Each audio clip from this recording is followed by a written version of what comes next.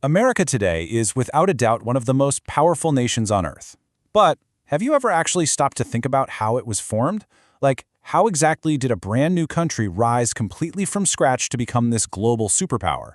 Well, today we're going to unpack the entire story of America's genesis in this explainer. Let's jump right in. So, how does a new nation achieve absolute global dominance? It's honestly one of the most fascinating mysteries of modern history. We're talking about an epic, incredibly rapid journey of exploration, massive rebellion, and some seriously explosive industrialization. Okay, let's start at the very beginning. Long before 1492, this massive stretch of land belonged entirely to Native American tribes. For literally thousands of years, these diverse groups lived all across the continent, each with their own rich traditions, distinct languages, and vibrant cultures. There was no United States, and there was zero European settlers. But then, Christopher Columbus crossed the Atlantic Ocean. His journey in 1492 completely opened up new routes between Europe and the Americas. And soon after, folks from Spain, France, and Britain started arriving and setting up permanent colonies. It changed the landscape forever.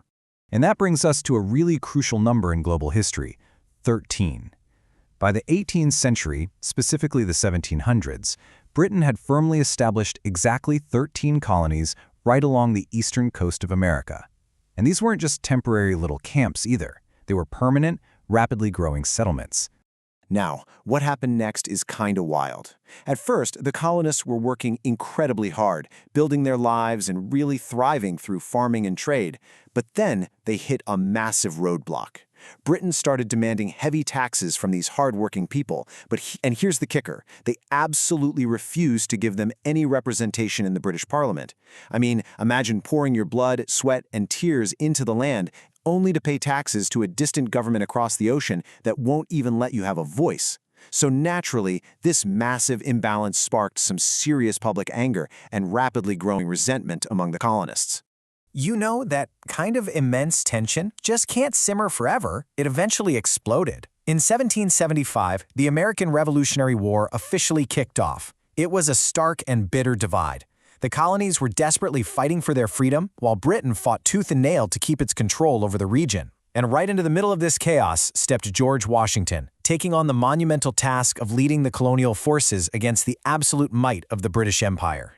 All of this conflict, all of this rebellion, was building toward a defining date that would quite literally change world history forever: the number 4.